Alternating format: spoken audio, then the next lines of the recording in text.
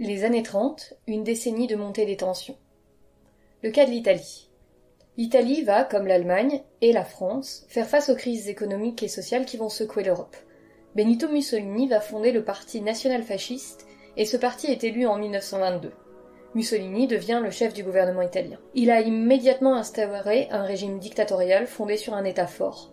Le régime misait également sur un fort sentiment nationaliste et sur un parti unique. Il se rapproche politiquement d'Hitler durant les années 30 et se lie avec lui via le pacte d'Acier.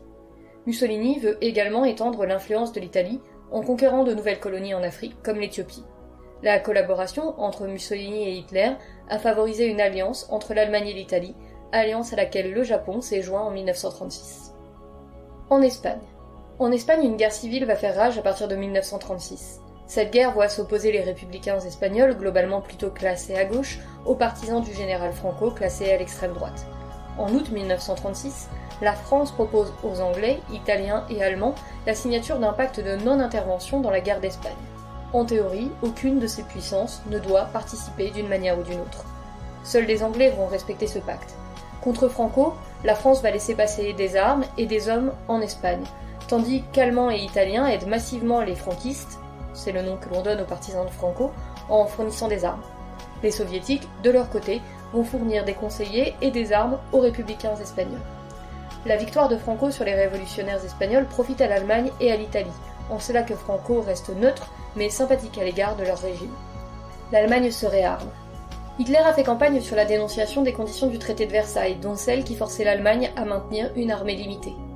Hitler a reconstitué la force aérienne et a rendu la conscription, c'est-à-dire le service militaire, obligatoire. En mars 1936, il remilitarisait les zones qui ont été démilitarisées par le traité de Versailles. La France a réagi, en émettant oralement des protestations mais n'est pas allée plus loin. Hitler développe un armement efficace à base d'aviation et de chars. Curieusement, les dirigeants français croient dans la bonne volonté du chancelier. Ils pensent alors que les nazis ne revendiqueront plus de territoire à l'ouest. La France va donc, dans ces conditions, accepter le départ des Allemands de la Société des Nations en 1933, laisse rétablir sans rien dire le service militaire et ne proteste pas contre la remilitarisation de la Rhénanie, qui est frontalière de la France, en mars 1936. La France est persuadée qu'Hitler n'osera pas une guerre contre elle. L'annexion de l'Autriche.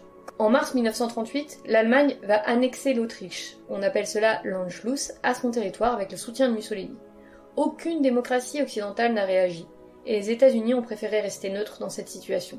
Suite à cela, l'Autriche fait désormais partie de l'Allemagne, répondant ainsi aux volontés d'Hitler que l'on appelle le pan-germanisme, la volonté que toutes les personnes parlant allemand soient réunies au sein d'un grand Reich, empire allemand.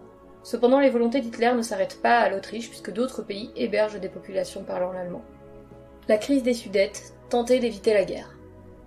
En septembre 1938, Hitler menaçait d'annexer la zone frontalière de la Tchécoslovaquie, que l'on appelle les Sudètes, zone dans laquelle résidaient 7 millions de personnes parlant allemand. Les négociations pour faire face à cette situation vont être menées par le Premier ministre britannique qui s'appelle Neville Chamberlain. Les volontés d'annexion de l'Allemagne ont été gérées lors de ce que l'on a appelé la conférence de Munich, le 29 septembre 1938. Les dirigeants français et britanniques, dans l'objectif de maintenir la paix, ont convaincu la Tchécoslovaquie de céder les territoires qu'Hitler exigeait. Ce pacte impliquait également que l'Allemagne ne demanderait pas plus de territoire. Les dirigeants européens, en particulier français et anglais, ont jugé que cette décision était un sacrifice à faire pour faire durer la paix. La marche vers la Seconde Guerre mondiale. En mars 1939, Hitler a envahi le reste de la Tchécoslovaquie en dépit des promesses faites lors de la conférence de Munich, et en a fait un protectorat allemand. Dans les mois qui suivirent, Hitler menaçait d'annexer et d'envahir la Pologne. C'est à ce moment-là que les États européens ont commencé à intervenir. Le gouvernement britannique a réagi en menaçant l'Allemagne de soutenir la Pologne si le gouvernement nazi nuisait à son indépendance. Et la France, de son côté, a signé un traité de défense mutuelle avec la Pologne qui sous-entendait que si la Pologne était attaquée, la France la défendrait. De son côté, Hitler va négocier avec Staline un pacte de non-agression que l'on appelle le pacte germano-soviétique. Ce pacte induit que Staline ne tentera aucune action violente vis-à-vis du régime nazi. Hitler s'assure ainsi qu'en cas de guerre, il ne devra pas diviser ses troupes entre un front ouest, France, Royaume-Uni, et est, URSS, évitant ainsi la situation qui s'était présentée lors de la Première Guerre mondiale.